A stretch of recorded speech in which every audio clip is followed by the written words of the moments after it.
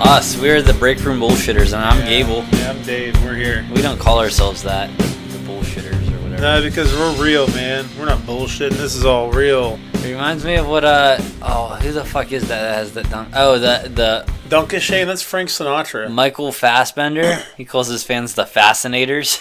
Dude, he's going to be at that Ace Comic-Con in Arizona. Are you going? No. I'll only go if they add an Avenger. If they had Robert Downey Jr., I'm there. Josh Brolin is going. Yeah, probably not. Probably not. All right, it's time for some Ring of Honor. It's time for a lot of Ring of Honor. We're going over 5 shows. This was hard. This was really hard. I'm surprised. I'm surprised we're here tonight. You're surprised that we survived? Are you tired? What's going on? I'm tired, but I don't pussy out when I get tired. I'm the same. Oh, I'm the same. I don't change. I'm the same. I'm just tired. Yeah, I don't change. All right. Night 1 of Global Wars. Well, Jesus, hold the fuck up, motherfucker. Oh, okay. My nose is cold. Whatever. So we're gonna cover the Global Wars tour, all 4 of them, all 5 of them, all 4 of them. All 4 of them. Dude, my left tooth hurts so bad. What's going on with that? Should we take a look? December 4th, it's gone. Okay. We're going to jump right into it because this is going to take a long time because we got a lot.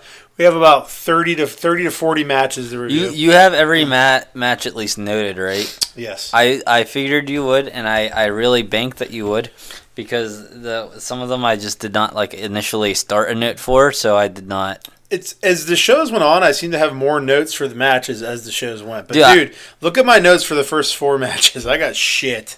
That would if that was me, that'd be a lot. Yeah, but you got to keep in mind, one of these is the match, one is the winner, and one is how they won. So it's like one. So there's nothing there. Yeah.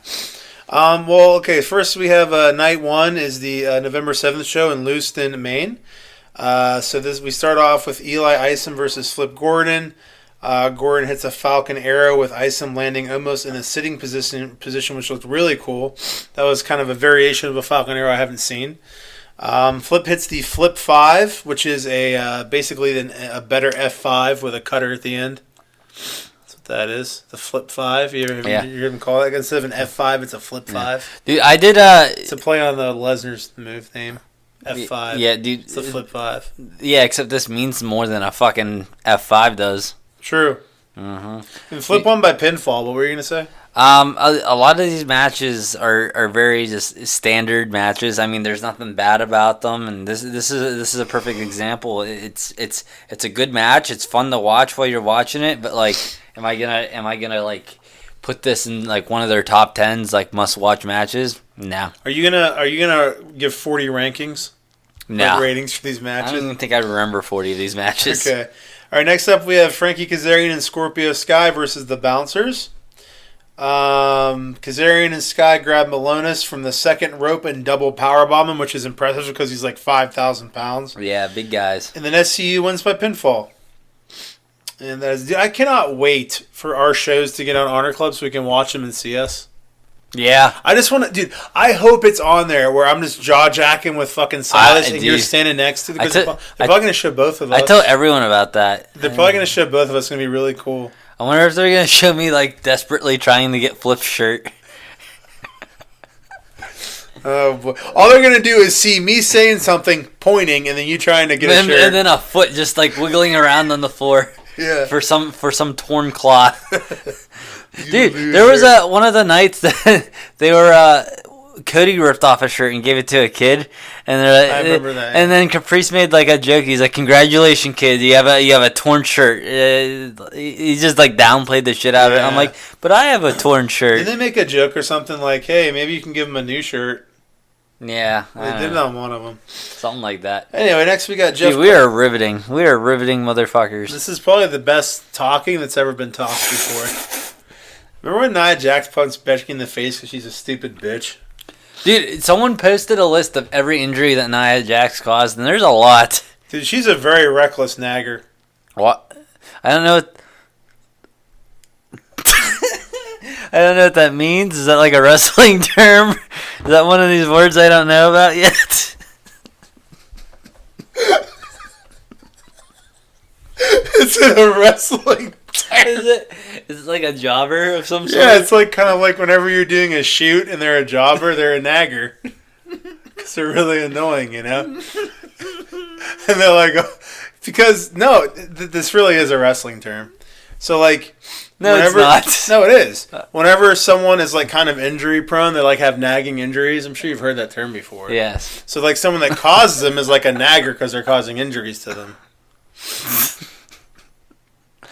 Oh, I see. Thank you for educating me, Dave. Why are you saying it like it's not real? They can tell by your voice that you're being fake. Nuh-uh, this is how I talk when I talk to you. You don't really talk like that when you talk to me. Next time we have Jeff Cobb. If you guys haven't figured it out already, we're not. This is. We're high. Yeah, man. We. So how you acting high? You're just like, yeah, man. Yeah, you man. just talk like a douche when you're high. Yeah, bro. I'm fucking baked. Oh, I guess you're trying to talk like a Californian or something, like a surfer. I was gonna say this isn't like a podcast that children should be listening to. Oh yeah. So yeah, we're funny. So did I tell you about the movie? I didn't.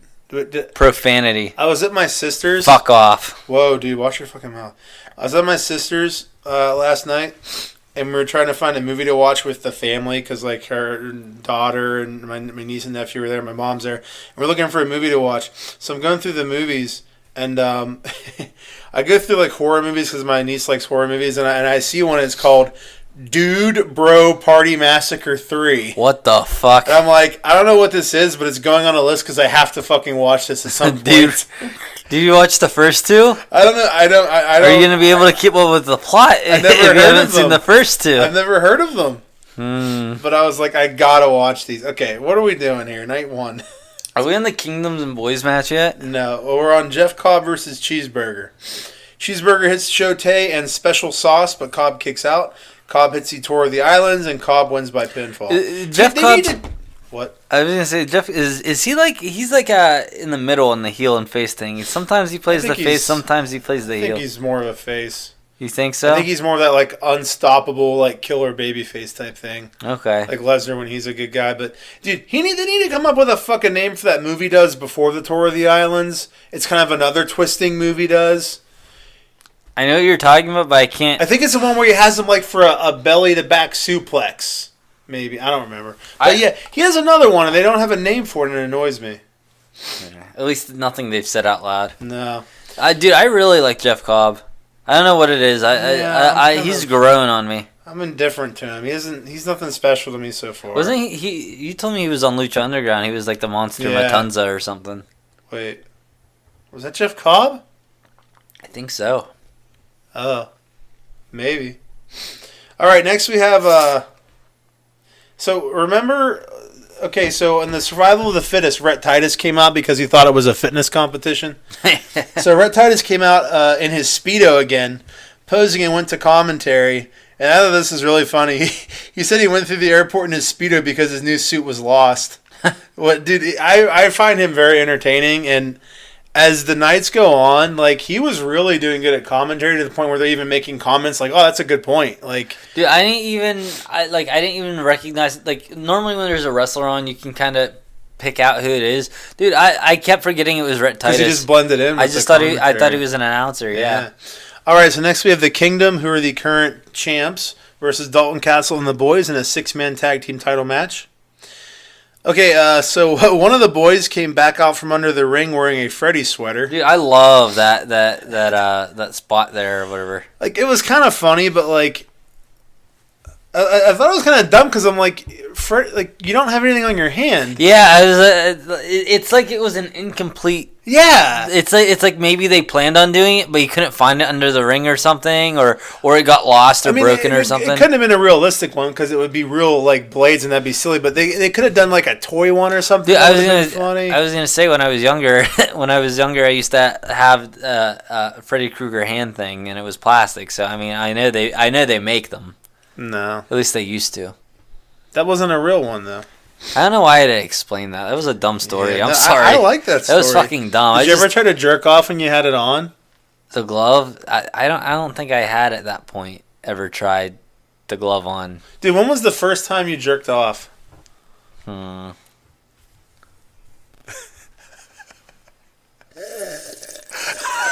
Have you always taken showers or did you used to take baths? Well, right now I'm taking a bath. Dude, our shower had to get completely gutted because of this fucking leak. And did you see the hole? Yeah. You saw the hole. Yeah. There's a huge hole in my wall. Very dangerous for a 2-year-old to be around. Yeah. I went down there yesterday, and I'm like, listen, last week you guys sent some people over. They gutted our shower, replaced everything, blah, blah, blah. When are we getting this hole fixed? They're like, we need to call some drywall people. I'm like, it's been a week, and you haven't even called anyone yet. What are you doing? It sounds like they're terrible at their jobs.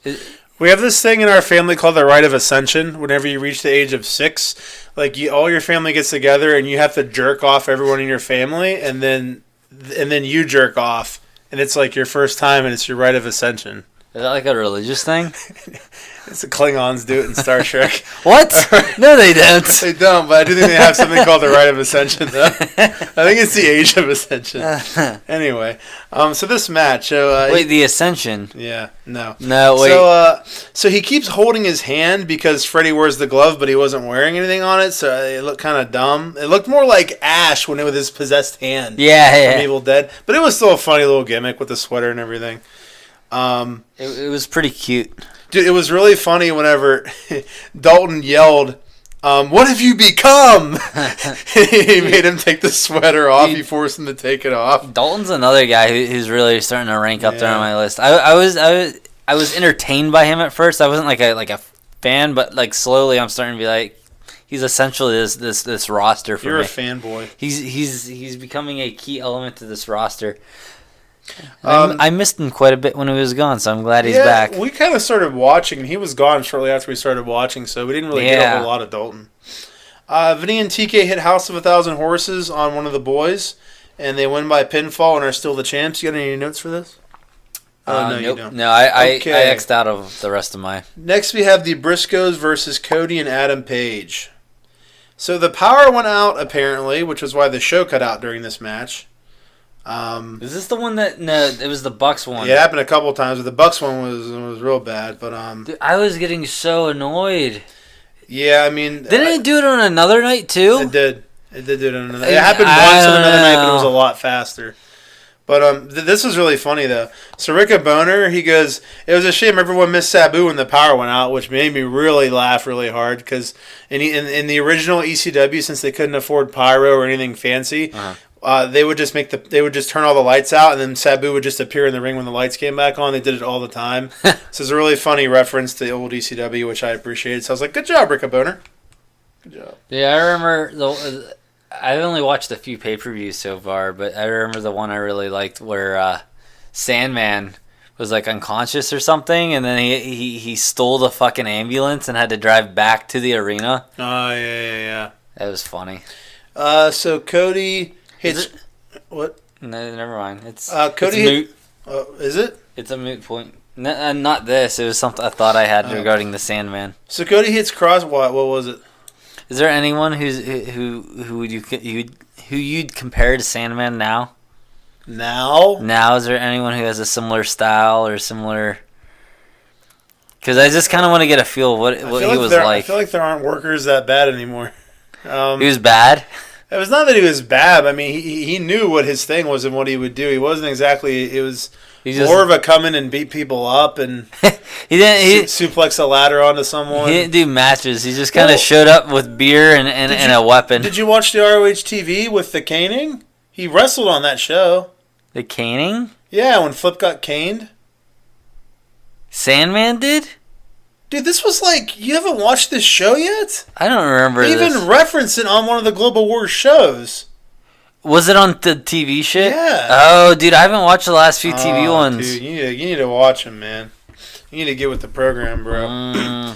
So Cody hits Crossroads, and I thought it was over, but Jay pushes Cody into Page and Mark to break the pinfall. Scary-looking Jay Driller on Page. Froggy Bow by Mark, and the Briscoes win by pinfall. You got a Cody note? Yeah. Dude, I was listening to what you were saying. I'm sorry. I was thinking more about the Sandman. You're not allowed to listen to me. Yeah, I fucked up. Yeah, it was just to know that Cody's been like a lot more over the last few months. We've noticed him become a lot more of a face. Like back whenever he used to take his shirts off, he'd pretend to throw it out, and then he'd just give it to Brandy or something. Well, he does do a thing sometimes where, like, especially in New Japan, like, I wouldn't be surprised if in his next New Japan match he was a heel when he won the title on that New Japan show. Maybe it just changes. That's what I think. It kind of depends on the situation. I think he's more of a heel in New Japan and more of a face in Ring of Honor. Is what it is. You think we're gonna see him go? His contract's going up. Well, he said Wrestle Kingdom's his last match. No. He said the Final Battle's his last match on ROH. On ROH. But he's wrestling at Wrestle Kingdom. Yeah, I mean he's probably just gonna go full time at New Japan, right? I'm trying to make myself feel better. I mean, if he signs a contract with him, we don't know what he's doing. I think all these guys are going to do, like, some shots with New Japan at least. You know what I mean? Even if they don't sign with New Japan, I think they're going to do, like, unless shots they go to WWE. Yeah, but they're not going to do that. You really think? They're not. I would bet $100 right now that they're not going to WWE. I would legitimately do it. This year, anyway. Yeah. Okay. Yeah, Next up, we have Juice Robinson versus Christopher Daniels, which is unfortunate. I was hoping Juice died or something, like maybe AIDS or leukemia. I don't know. Leukemia is popular nowadays. It's in season. So Juice hits Pulp Friction and he wins by pinfall. I don't got much for this match at all. Dude, I like this match because it was a fresh matchup. It was something I wouldn't expect to book. You know what I mean? Like Christopher Daniels versus Juice. Yeah, that's Do you the see cool what I'm thing saying? with the Global Wars is kind of mixing, giving you some of the matches you don't normally see. Yeah, I'm probably gonna. Like, I hate Juice, but in a later show there was a good match he was in that was also like kind of a threat. Yeah, I'm probably gonna mention this a few more times because there are more of these matchups where like we don't get to see these people fight very often. So like it's a fresh idea and it's just it's interesting to watch because you have them wrestling one style over in New Japan, and then they come and they're going up against Western wrestlers. Yeah. When they come here, I always get confused whenever we're considered Western. I don't know. I always thought that like I try not to think about it. I just accept it, and it hurts. Yeah. All right. Next up, we have Young Bucks versus Silas Young and Bully Ray. I really had no notes, and the only note I have here is I have no idea how this match ended since the show cut out, and when it came back, Silas Young's music was playing. So I'm assuming he got the pinfall. And him and Bully Ray won by pin, I think. Yeah, both my notes are regarding to the blackout, which was very unfortunate. Dude, it was like right at the climax of the match. I mean, it sucks, but it's like, I mean, this isn't WWE. They don't have their money. I mean, things are gonna happen. I'm not like, yeah, I'm not gonna fault them for it. It's whatever. As long as their ring doesn't break and they don't have a replacement, because that's unforgivable. Dude, I think they just need to get a new, like, whoever designed their app needs to, like, fucking fix that shit. Like, well, I don't think it was their app, though. No, this is unrelated. Oh, yeah, okay. I'm fucking trying to watch this shit. And like, you know, I'm, like, this week, me trying to catch up, like, I had to do it between, like, watching Nolan at home or being at work, like at the end of the night while we're closing up and shit. So I'm like constantly being distracted, so I have to pause it, put it back down. I'm watching Clerks when I get home. Go on. Yeah. I have to pause it, put it down, come back, pause it, whatever. And my phone, when you walk places, he's wiggling his phone around. Will sometimes flip screens. If it flips one time, if your phone flips one time while the player is pulled up, it will flip to the, what's this position? The up and down, the giraffe position, the vertical position, the hot dog position. It's vertical. Hot dog. What the fuck are you talking about? Hot dog. There are two ways to have paper in grade school. They either called it the elephant and the giraffe, or they called it the hot dog and the cheeseburger or hamburger. I don't know what the fuck you're talking about.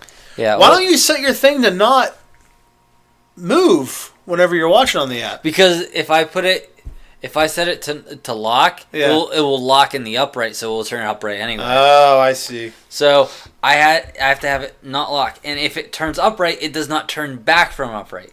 And if I try to hit done, once I try to hit done, guess what happens? Pete Dunne shows up. It fucking freezes, and I have to close out the app and reopen it from the beginning again. I'm gonna see if it does it on mine. You have it put up on the website too. Maybe you should do that. Maybe. It might be better. Maybe the app's retarded and you should never use it again. The app sounds the stupid. app is so dumb. The app sounds the really app is dumb. the worst thing ever. Dude, I love watching like New Japan shit on my phone because on the iPhone, if it's not like the standard player for something, if it's not like YouTube or something else, the standard player will have a 15-second rewind and fast forward. Okay. So that's really fucking useful when I'm trying to make notes. Yeah, I hate whenever I'm watching it. I think it might be on my laptop in New Japan, and you have to like actually click on the fucking thing. And I'm like, ugh. Okay, so next up we have the main event for night one: Kushida, Jay Lethal, Chris Sabin, and Jonathan Gresham versus. Dude, well, let me finish saying at least the name of the match. Versus Naito, Evil, Bushi, and Sonata. Dude, I downloaded the tablet version because my phone was dead earlier to finish up watching today on my. So I'm watching on my tablet. It didn't even have times on it. I just looked at a bar with a circle in the middle, and the circle did not change as it played. Whatever you dragged that circle to, it stayed there. So I have no idea how much time elapsed, where the circle's supposed to be. Scrubbing through the time. Your tablet sucks. It's the Ring of Honor app. That app sucks, I mean. Alright, so next up we have our main event. We have Kushida, Jay Lethal, Chris Sabin, and Jonathan Gresham versus Naito, Evil, Bushi, and Sonata. So Sabin was announced as, and his graphic read, Warrior Poet Constellation Chris Sabin, which made me chuckle. And we got a new one every night, which I'm going to read, because I have them all written down. Colt goes, was it Constipation Chris Sabin? Which made me laugh. Lethal hits Lethal Injection on Bushi. Evil hits Darkness Falls. Naito does a jump into a sweet pin on Gresham, but he kicks out, and then Destino by Naito, and then LIJ wins by pinfall. Do you have any notes on that one? Not on that one, no. Yeah, the first night I had the least amount of notes. All right, so let's just move on. Let's truck along here. Let's move along home. Night two. Let's pretend this is Star Trek Deep Space Nine and move along home. Move along home. That's a 1%er there. No one's going to get that joke. Night two is from Lowell, Massachusetts, the November 8th show. Start off with Matt Taven, the hometown boy, versus Bushi. Dude, I love this matchup. This is another one of those matchups where I'm like, these are two guys I never get to see go against each other. Yeah. Have no prior heat to one another. This is they could have met up before on one of these shows. I don't know. Yeah, it's a fresh matchup for us at least. Yeah, I greatly enjoyed this match. Bushi goes for the miss. Taven pushes the ref down and also ducks, causing them both to avoid it.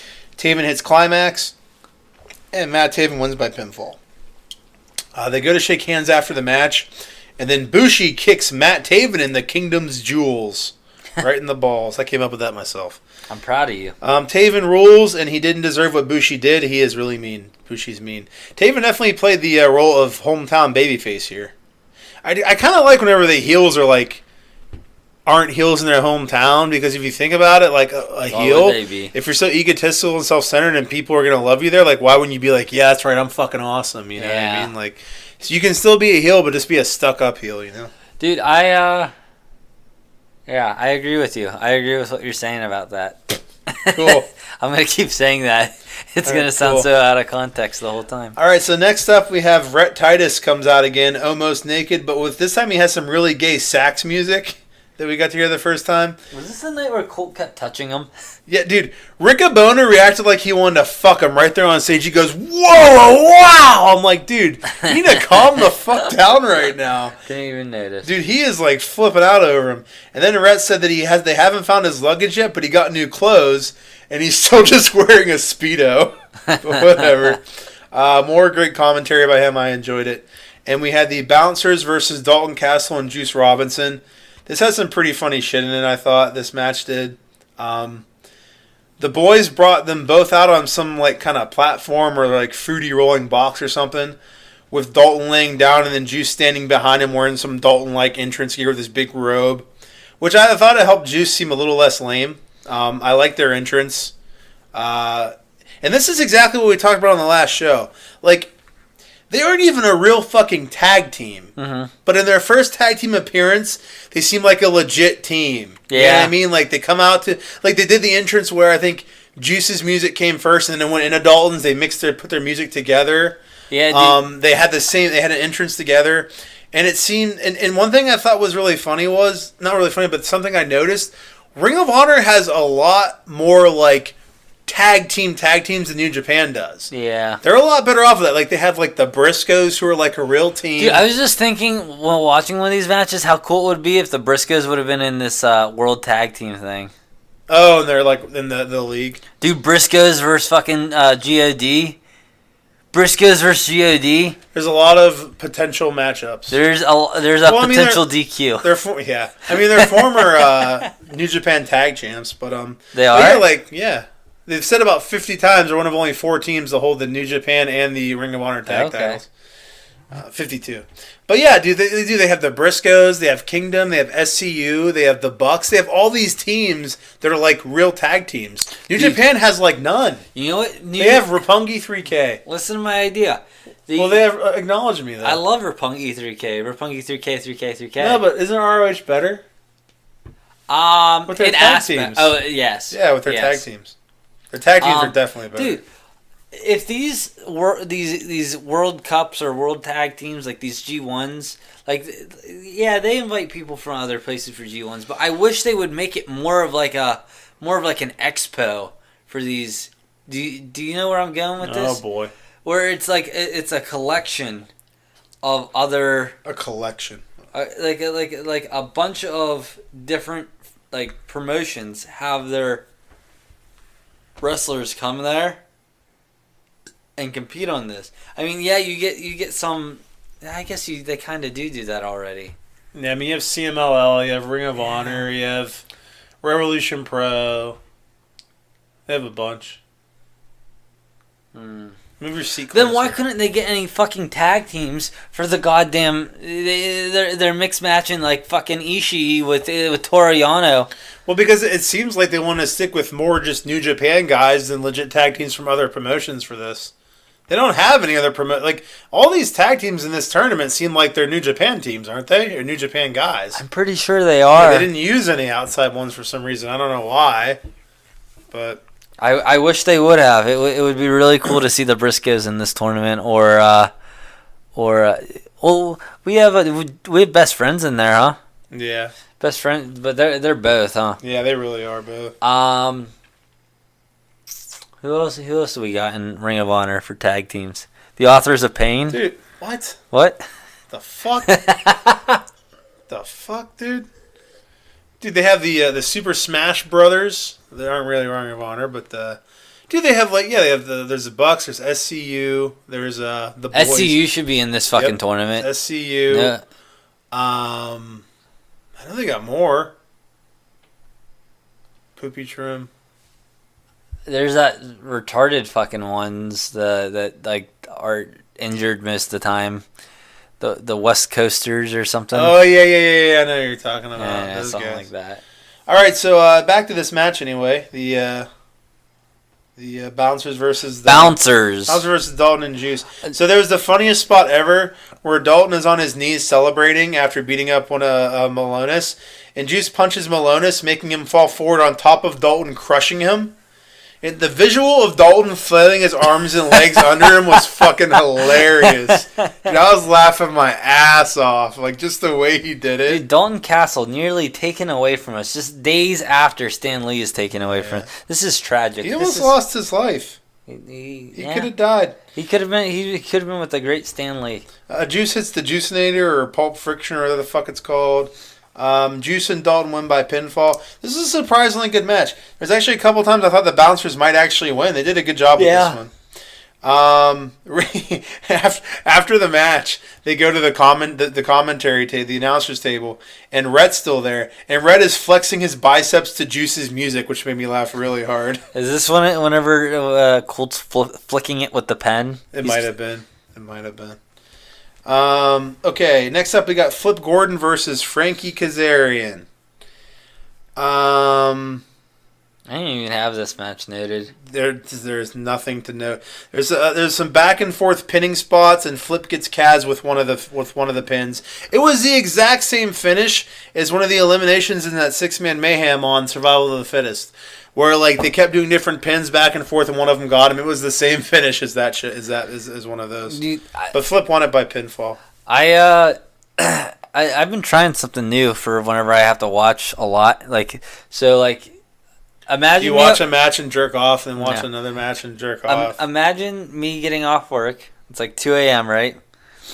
I just got done watching maybe like 30 minutes of the shit during CLO. I get home, put it on the TV, and I'm Not getting that tired. you do that because you do your job at work, but go on. I mean, I make sure my job's done before I do anything that's not job related. You also don't do that, but go on. Yeah, sure. Wait, what are we talking? Oh, so I come home and I'm watching it, and I get another 30 minutes down. I'm like, man, I'm really starting to get tired, but I have so much to watch, and Dave's relying on me to watch this stuff. Dave's relying. And fans are relying on you, not me. Yes, and then you forget where your story's going. yeah, no, I put some headphones in and put on some loud music. And it seems to increase my experience of the match because I'm not focusing on. So you're not hearing the commentating? This is correct. Gable. It's a rookie move, but it really helps me watch the match. Oh, that's lame. Hear me out here, though. There's some positives to this. I don't think there are, but go on. There are some positives. So I am just purely focused on what's going on. I'm not distracted by anything in the room. I have my phone just only on music, and I'm just watching the match. Pure match. So it's having your attention more. It's like having how people claim having a fidget spinner helps. You're being distracted on other fronts, so you're not wanting to find other ways to distract yourself. Yes, I understand. It makes sense, and that's a good thing. Unfortunately, I lose the commentary in the process. That's a shame. I mean, if it was Kevin Kelly, it'd be different. Yeah, but dude, Rhett was great on commentary. Yeah. You shouldn't do that, Cable. Next up, we have Jenny Rose. But I liked it a lot. What? Listening to the music, it actually got me really excited while the matches were going on. It's too bad. You get a real upbeat metal song going. Yeah, but how are you going to review any commentary things that happen? Maybe I can turn it down lower, or maybe I can turn the TV up higher. One of the two. Gable. Very disappointed in you, Gable. Next we have Jenny Rose versus Sumi Sakai in a proving ground match because we don't have enough contenders. There's a sweet spot where Sumi went for a forward roll and Jenny reversed it into a German suplex, which was badass. Sumi hits Jenny with a rough Hurricane Rana off the top rope, and Sumi Sakai wins by pinfall. This was a really good match. I enjoyed it. Dude, I don't know what's going on in this women's division. All I know is that if you listen to the commentary, they tell you. All right, then tell me what's going on. I'm not the commentator. I said listen to the fucking commentary. So you don't know what's going on. I don't have any questions about it. What's your question? All I know is that Sumi Sakai has the belt, right? Yeah. Obviously. Yeah. How many different people Okay. are qualifying? So I can do it now. If you were listening to the commentary, here we go. you would have heard them say that at Final Battle there's a 4-way match, and they're having qualifying people. I did hear this one.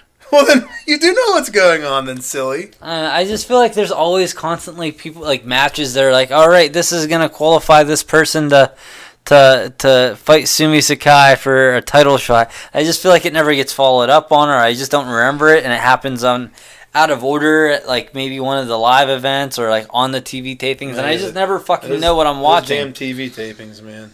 Really throwing me off. All right, next we have Scorpio Sky versus Jay Briscoe. Damn TV tapings. Mark comes down and grabs Sky's leg. Kaz comes down, and then Todd gets distracted by Mark and Kaz, who are both fighting. That guy's dad. Outside. We were sitting next to Todd's son. We were. Jay grabs a chair and shushes the crowd, but they don't listen because they're dicks. Sky ducks and rolls up Jay. Scorpio Sky wins by pinfall. The crowd was mean. He requested they be quiet, but they didn't. That's not cool. All right, next up we got Bully Ray and Silas Young versus Evil and Sonata. This was great. Bully is great. Bully offered $20 to whoever could hit him in the head with a streamer. A woman did, and he gets on the money. He goes, I may be a douchebag, but I'm not a liar. And he gets out to go give her the money and rips up the $20 bill right in front of her and throws it at her, which is really funny. He is such a great fucking heel, dude. Silas goes to shake Sonata's hand and has his... This is so funny. You think Bully's rich? Yes. He's got plenty of money. He's had a few WWE runs. He's good.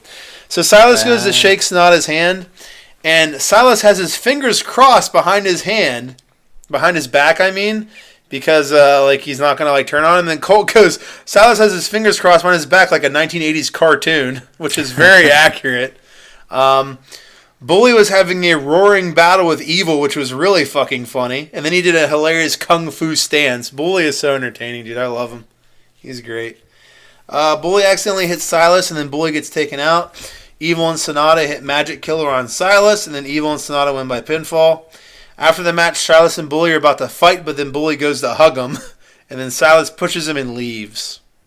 Bully. Hug Bully. Imagine him hugging someone. I can't. I mean, he tried. Tried to hug the Silas. His mom. Next up, we got Jeff Cobb versus Christopher Daniels. I love this match. Yeah, I don't have much for it. Toward the end of the match, Christopher Daniels hits the Angel's wings and Cobb kicks out at 1. I don't approve of this fucking at all. I thought it was fucking stupid. That was a real WWE thing to do. What? Having Jeff Cobb kick out of fucking Christopher Daniels' finisher on a 1 count.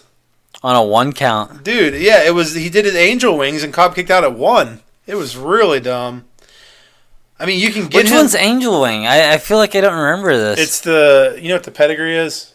Yeah. He has him set up for the pedigree, but lifts him up and kind of twirls and then falls down. Okay, yeah. Yeah, he did that to him, and Cobb kicked out on 1. They even made sure that they mentioned that he kicked out on 1. That's crazy. You can get him over more as a monster, which he already is over as one, without fucking... It's not worth prostituting Daniel's finisher just to get him more over as a monster when he's already a killer monster, but I thought that was dumb. What if there's an ongoing storyline that CD's losing his touch, though? I've kind of been getting that vibe. Hasn't he been taking a lot of losses lately? I mean, I think that they're doing that just because of the whole, his contract's up thing, and they're trying to, make it... Yeah, I don't think they need to... I don't need to do anything. What if he's retiring? Isn't the dude pretty old? He's almost 50. He's 48. Could retire. He could. I don't think he will though. No, I think he's got a year or two left in him. Yeah, he still does great in the ring. He doesn't even look like he's losing a step or anything. But Cobb hits the Tour of the Islands and wins by pinfall. How old's Kaz?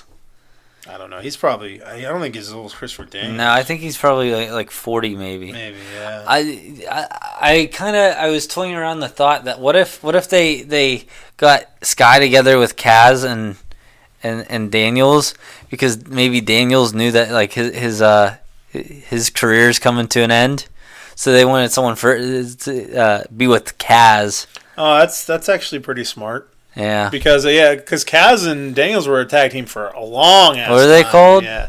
Oh, fuck. I called them the Ascension one time by mistake, and that's not right. Oh, it's not, but it's because remember Colt called them the Ascension once. Yeah, so I think that confused me.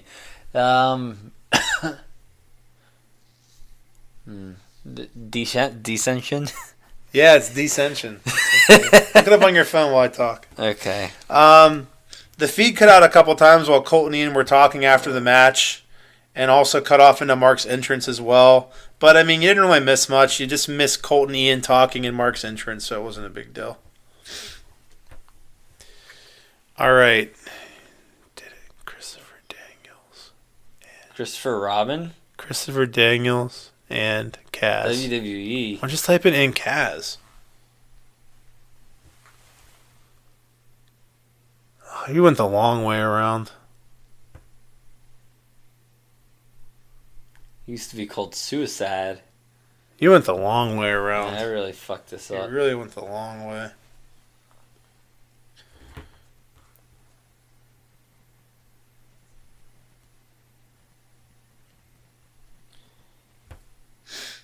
The Addiction. Hold on. They're called The Addiction.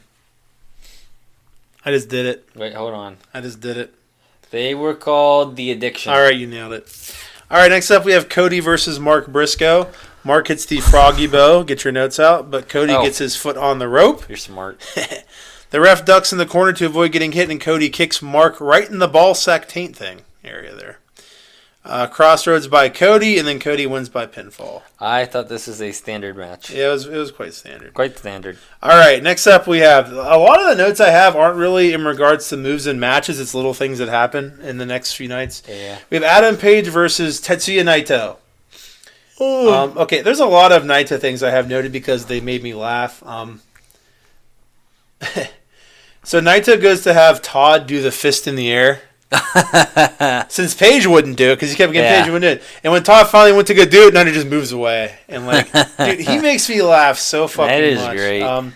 Naito does his tranquilo early on. They have a super fast pace back and forth in which Paige goes for his standing shooting star press and lands on his feet, which is just insane to do a standing shooting star land on your feet. It's nuts.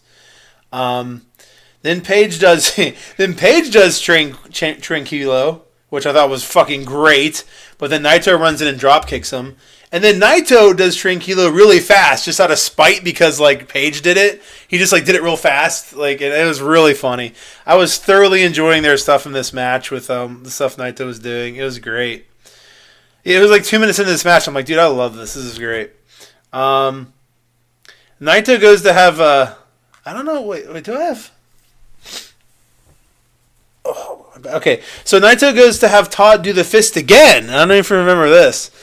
But then he won't. So then, because Todd's I'm not falling for this again. So Naito goes to grab him and keeps trying to turn Todd around. And Todd's what? And he goes to turn him around. And he turns around and just spits in him. And it spits on him and then, turns away. I do remember that. Dude, I fucking love Naito. He's so fucking funny. Great shit. Eventually, Naito hits Dustino. The pin got kind of botched here.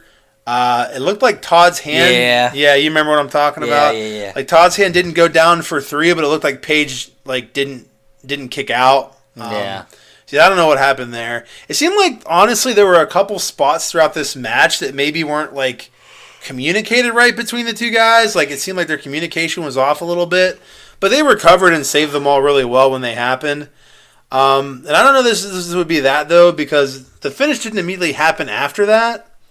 And normally, if you botch the finish, they'd go right to it afterwards. Yeah. But then again, the finish, it wasn't too much later that they did the finish, so it's hard to tell. But Nacho hit his insane fucking Michinoku driver side slam type move.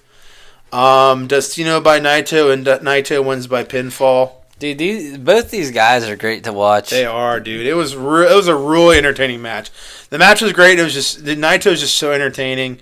Who took the win in that? Naito got the Naito win. did, okay. And then Naito was fucking with Todd some more afterwards. He kept pointing for him to turn around. When he finally turns around, he hits him in the back of the head with a streamer. I was laughing my ass off. Yeah, I mean, it makes sense that for Paige to win this. I mean, Paige is also a New Japan talent, so they don't want to make their... Naito's one of the top guys. Yeah, he's definitely a top guy. They don't want to have Mike losing a lot. Yeah, especially to someone who's clearly not a top guy over in New Japan right now. Although it probably will be one day if he keeps fucking putting on matches like he does. I agree. He's great. Mm-hmm. He's very entertaining. He's so young, too. He still has so much more to do. He's a young buck. Pun intended. Whoa. Blue chew on this motherfucker. But yeah, dude, this match, I've always liked Naito, but just watching the shit he does, I just find him so fucking entertaining. Just watching Naito on this tour, I was I'm buying a Naito shirt on Black Friday. Naito, yeah. Just from watching him on this tour, I really like him a lot. I was looking. Another one I was considering getting was the Bushi one. It's all of Lij, but it has the Bushi spray. It's a white shirt. It just has the spray across the Lij. Do you know what I'm talking about? No. Bushi's worn it a few times and choked people with it I'm a few times. definitely getting an Lij shirt. Yeah. I definitely want to get one. I feel like I might end up getting that Halloween one because I thought that one was cool.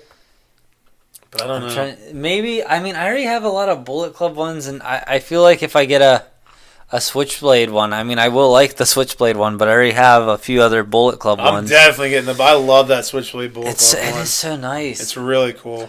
I think I'm going to go for the Switchblade one. You talked me out of the Kingdom one. And the white LAJ one that I was just talking about. I'm gonna have to look at more New Japan shirts. I'm limiting myself to 2. I'm limiting myself to 8. Yeah, that's a nice limit. All right, so next up we have our main event: Vinny Marseglia and TK Orion versus the Young Bucks versus Kushida and Sabin versus Jay Lethal and Jonathan Gresham in a 4 corners survival match. Way lethal. We have Chris Sabin, the last living descendant of the lost civilization of Atlantis. I enjoy this gimmick. I feel like you're not that into it. I like seeing what it's going to say every time. Yeah, I'm not. I mean, I don't dislike it. I'm not annoyed by it or nothing, but I enjoy it. I don't get nothing out of it. You know what I want to happen, which I think would be cool? You know how the Bucks are always like, you're dead, and they do like a move? You're dead. I want it to be one time where they go to do a move and it backfires and he's just like, I'm dead, and like he just gets hit. Oh, I'm dead. I think it'd be really funny. I'm dead. I'm dead, and he just gets like fucking hit in the face. The face-off between the Bucks and Time Machine with all their crisscross stuff made me cross-eyed, and it was really cool. Gresham and Lethal do a roll-up like pin, but Gresham rolls through and jumps up and hits a cutter on Sabin, which was cool as fuck.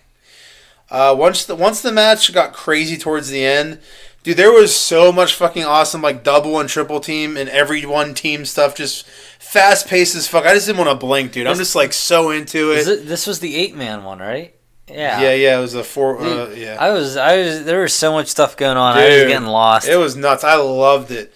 Gresham hits a shooting star press, and Gresham and Lethal win by pinfall. Yeah, you really like those 8-man tag team matches. The weird ones that are like that. What? The 8-man tag team ones, not like I don't know how to clarify verbally that it's not a like a multi-team match. Yeah, like this one where it's like 4 different tag teams as opposed to 4-on-4. Dude, if it's a 4-on-4 match and there's all kinds of crazy shit happening, I'm fine with that too. It's just so much stuff. Yeah, but it's cool to see. You're like, dude, look at that. Oh, that's cool too. I think I'm limited at the 6-man one before fucking it gets old man. Yeah, it's too fast paced for me. I can't see what's happening. My bifocals can't focus in on everyone. My attention span goes nuts, and I'm lost. I'm lost. Dude, for someone that has attention span issues, I feel like you should be like enjoying all the like the flashiness to like keep your attention on it. I don't know. You don't get bored and look away. It's not that I just can't. I don't know. I want to focus on something, and I feel like I don't get a chance to. It's like shaky cam, but not shaky cam. Yeah. No. That was a terrible analogy on your part. Shaky cam's worse. We're going to pause now. You're the one who said it. Oh, yeah, we should probably say that's what made it funny. We're going to be the one that said it. We're going to pause and save this, and we'll be right back. Sweet. All right, and we're back. Here we are. What's Rey Mysterio doing? I don't understand what I just watched. What are you talking about? Never forget when heel Cena tried to clown Rey Mysterio. What does that mean? Try to fool him? I don't know, clown him. Oh, I get it. Because Rey Mysterio was trying to... He was making him suck his dick. Yeah. Well played, Gable. All right, so we're back. Took a second for me to realize what that hand motion was. A little slow on the uptake. I didn't... Oh, the intake, you should say. Oh, like the dick in the mouth? Yeah, dick in the box. All right, it's time for night 3, the November 9th show from Buffalo, New York. This crowd was hot, baby. This crowd was not hot. Dude, they were seated more than like half the show. Yeah. So SCU started off cutting a normal SCU promo, and then apparently something happened in Thousand Oaks, like I don't know, probably a shooting or something. I don't know. All these school shooting. Who really knows these days? They were talking about it though. They're like, "Hey, we're sorry you guys are dead," and I'm like, I don't fucking care. I don't know what's going on. Mm-hmm. First match, we got Matt Taven and Vinny Marseglia versus the Boys. I'm Matt Taven. I'm Matt Taven, and this is my kingdom. Taven and Vinny jump the Boys before the bell rings. There's some belt whippings happening. Vinny gives a boy almost a brainbuster on the exposed floor outside. It looked brutal as fuck on the concrete outside. The boy gets lawn darted into a chair in the corner. Dude, I felt they really made Dalton look like a fucking pussy here. Like, the commentator said multiple times, "Where's Dalton?" But he just kept not coming out. I'm like, why is he just letting his boys get their asses kicked, and he's there, and he's not coming out to save them? And then Taven tells him that they're not going to stop until he comes out. So he finally comes out, and then he doesn't even run to the ring to help them. He just stands on the stage. Yeah. I'm like, you look like a little bitch, dude. What are you doing? He's like, hey, stop that. Go help your boy. Yeah, you stop that or I'm going to be real mad at you. I'm like, come on, Dalton. You're not getting a Christmas card. Yeah. Go help your boys, man. Come on. I mean, a baby face would just run right down and help him. I don't know. And then he gets jumped anyway, even though he didn't go down because they tricked him because he's stupid. It was all a trap. Yeah, it's a trap. It's a trap. He should have at least, if he's going to get beat up, he should at least ran down and look like a hero. So Taven said he wants his first title defense to be against Castle, which made me laugh. I love Taven. His first title defense for his Ring of Honor World Title. Dude, where is this going? Where do you think this belt storyline is going? Into the same storyline as every other time they've done this in wrestling, where someone has a fake belt that means nothing, that eventually he fights the world champ to see who the real world champion is, and then the belt goes away, and it gets unified. They've done this several times in wrestling.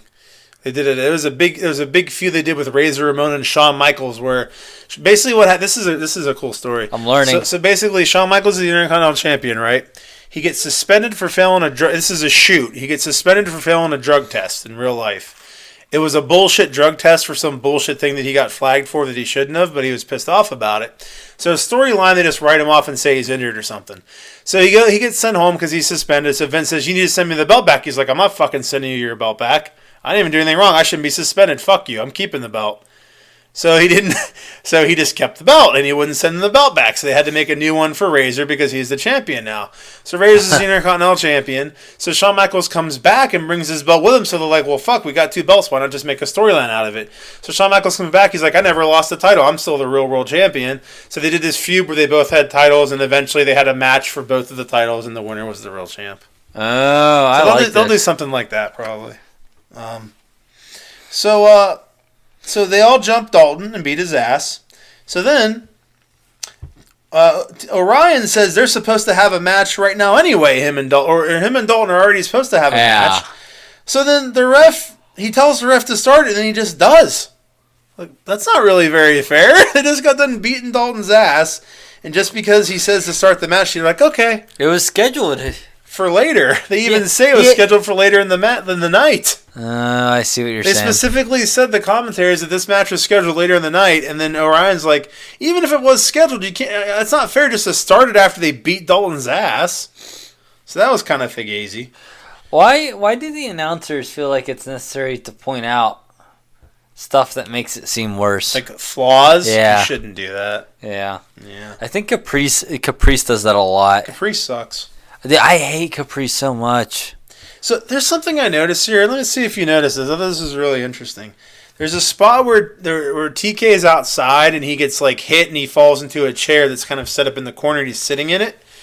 And TK is doing this and poking his own leg, right? He lost feeling in his legs. Well, he's doing it, and then Castle runs over and he puts his leg up and legs Dalton in the head. I'm like, was he just calling for like a leg spot? Is that why he did that? Because right after he does it, Dalton runs at him and he puts his leg up and Dalton takes a foot to the face. I'm like, I wonder if that was him like doing this to know that like this is the next spot. Like, probably. Take a foot to the face. You cut the inside move. Dude, there. I was like, I wonder if that's what it was, because that's kind of interesting if it was. So it is interesting. Yeah. So Castle hits It is definitely interesting. Yes, I know. I was interested. Yeah. You can get it. Here's Tired Gable. You okay there? I was waiting to interrupt you, and you never started talking. You're going to get punched if you keep doing it. Oh, sorry. Castle hits the bangerang. Bangerang! Yeah. I think mine was about to do that anyway, and I stopped. Really? It was a good timing, yeah. Castle hits the bangerang, and then Dalton Castle wins by pinfall. And then Castle accepts Taven's challenge. So Castle is going to be fighting Taven for the world title.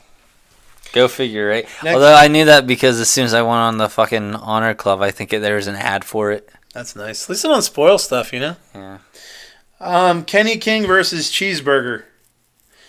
King hits the Royal Flush, and Kenny King wins by pinfall. All right, fuck Kenny King. Fuck you, Kenny King. This was surprisingly, though, not a squash, which is what I was expecting since he's fighting for the world title in 2 days. I thought he was just going to beat his ass, but it was actually a match, which was nice. Dude, Caprice Coleman is so fucking annoying. It was so annoying for me during this match.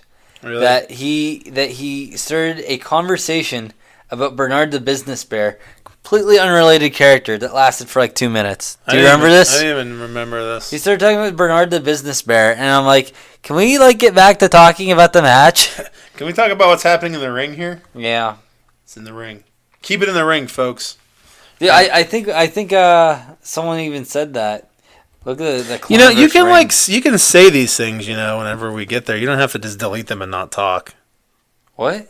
If you have I just said them. No, I'm talking about the ones we didn't see yet. If you have notes like that, you can still say them. I feel like you're not saying any of your notes because I'm saying stuff and you're just he's... This is the most notes I've had for any of my fucking matches. I told you I've had a lot more of this show too. I think this show is more noteworthy. Next up, we have Kelly Klein versus Madison Rayne. Sumi came out on stage to watch the match. That was cool of her to do. Dude, I'm gonna make a prediction here. All right, you go first because you won't listen. I don't. That's just how I operate. I'm sorry. Yeah.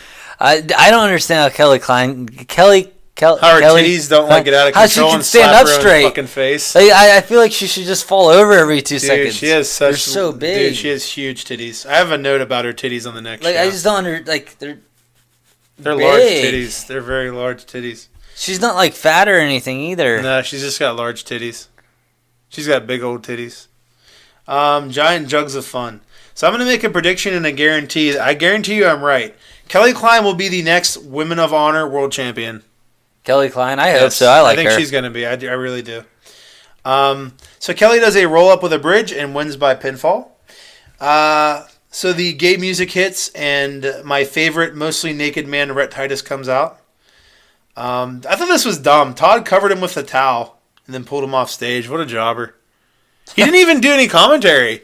He came out, Todd puts a towel on him and pulls him off stage and he's gone. I'm like, what? What the fuck are we doing here? Come on, I want some Titus in my life. Titus O'Neil. That dude sucks. He fell.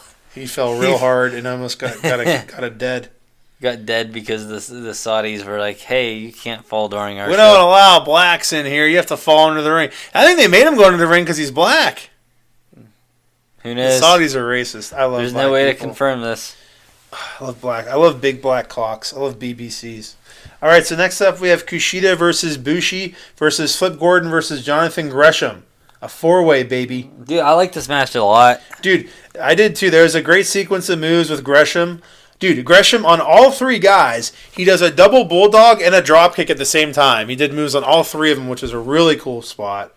Yeah, overall, this was but by all four guys, this was a super athletic match. It really was. It was very fun to watch. It was easy for me to follow. For four different groups or people being in there. Cable's so slow. Yeah. It's adorable. I suck.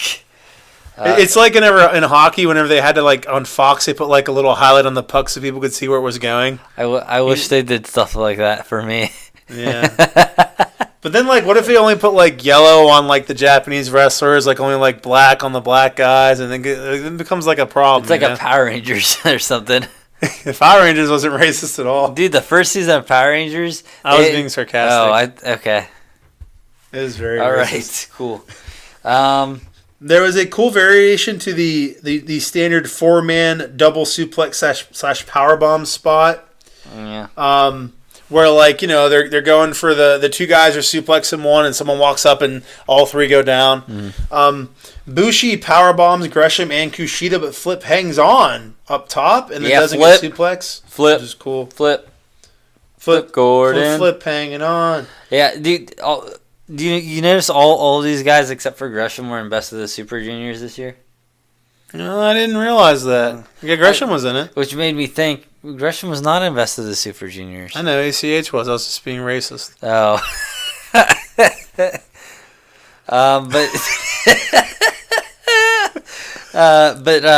I do want to see Gresham in Best of the Super Juniors next year. Yeah, I like him. That's what my thought went to on that. He is so short. Remember how short he was when he walked past us? Oh my god, dude! All the girls were even taller than him. Dude, I'm like, look at that cute little guy. I just want to put him in my pockets. He's so small. He seems like he's well liked because when he came out, it was like all the girls with Jonathan Gresham in the middle of the group. They're like, we feel tall, and they're all standing around with him.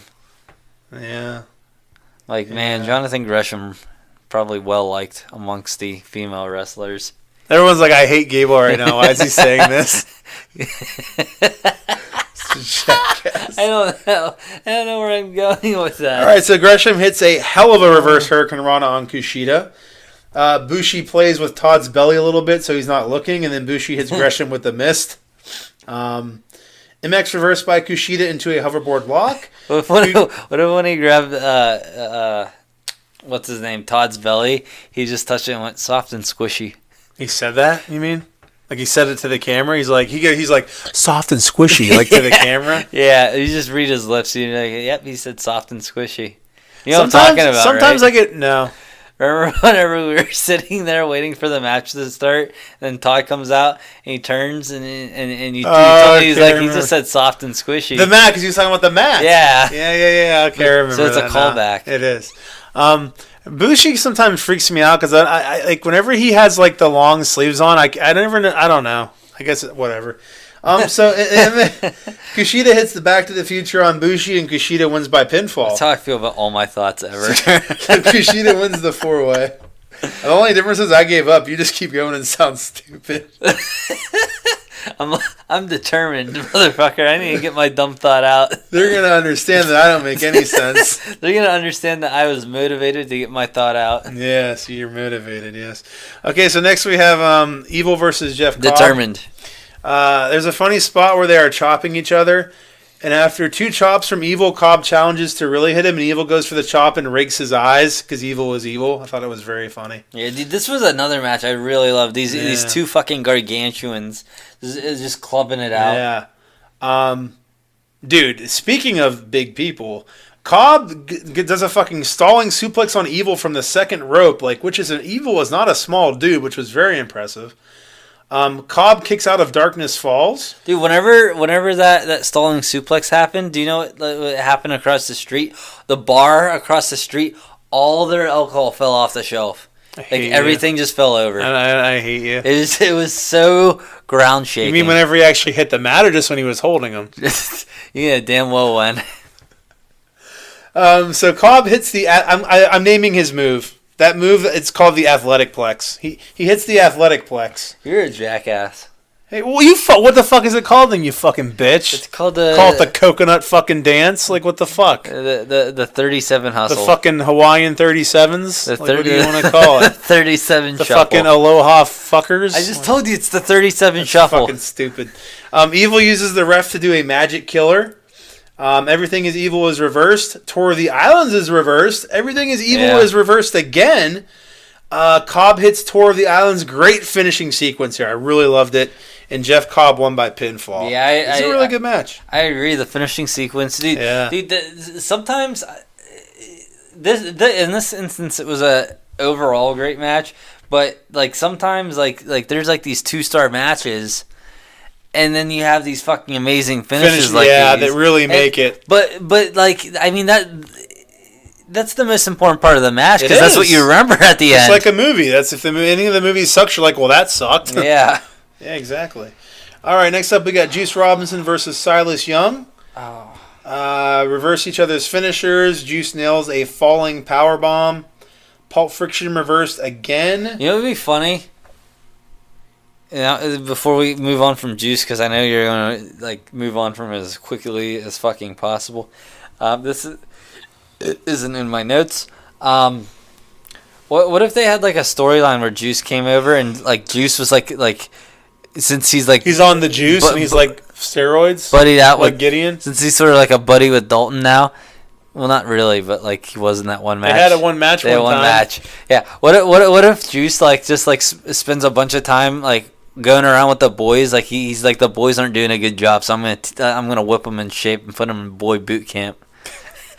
And it's just these really stupid gimmicks segments. Dude, they're ripping off a storyline they already did. I told you about. Really, dude? There was a storyline they did where, it was so weird to me and creepy because I didn't really watch it, but like the whole gimmick was Silas versus Dalton were feuding, and if Silas won, then he got the boys.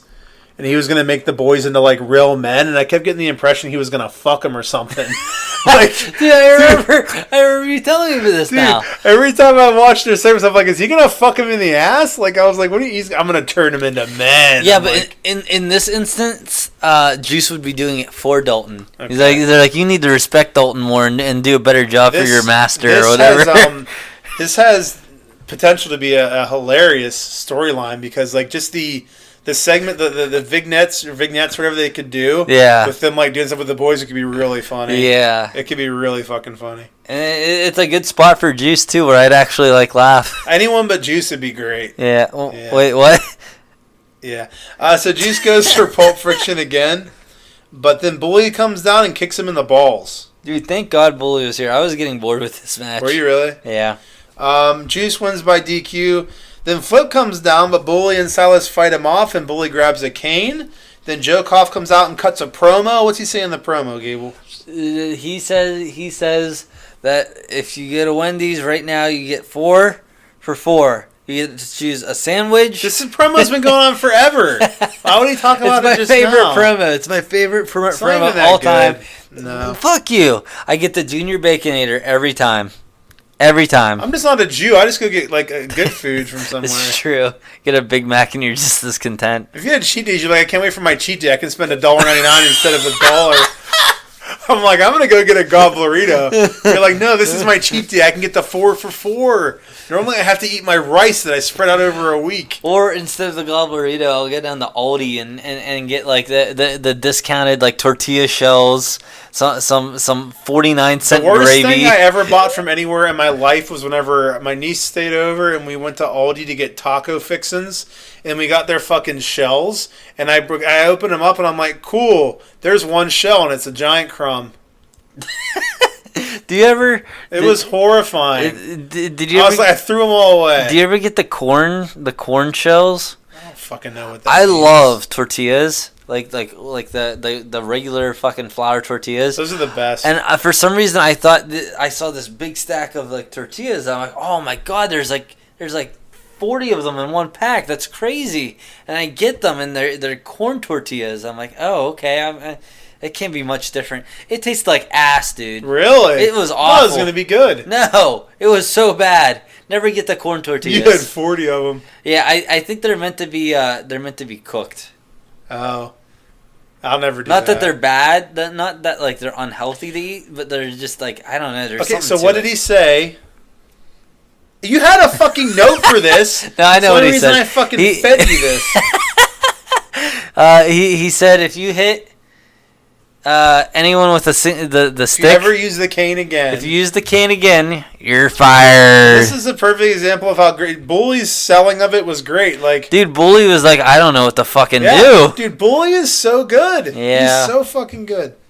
All right, next. And then he got mad at Silas after. He like what a classic bully would do. He would misdirect his anger at someone else. Yeah, like a real bully. Bully's great. He's like a real bully. Next, we have the Young Bucks versus Naito and Sonata. This is more funny shit. He picked up a streamer and threw it at Bobby Cruz. There was one part at the beginning where he's mocking the Bucks super kick, which was really fucking funny. There's another part where he mocked their bicep pose. That was really funny. Dude, Naito is fucking hilarious. Naito's great. Okay, so Ian Rickaboner is a fucking idiot. Oh, no. So this is why you should listen to music. This is why you should listen to commentary, so you can partake in what I'm going to say. But why would I want to experience something awful? Because they say good things, too, and they add to the match. I may have listened during this one. I don't remember. I hate you.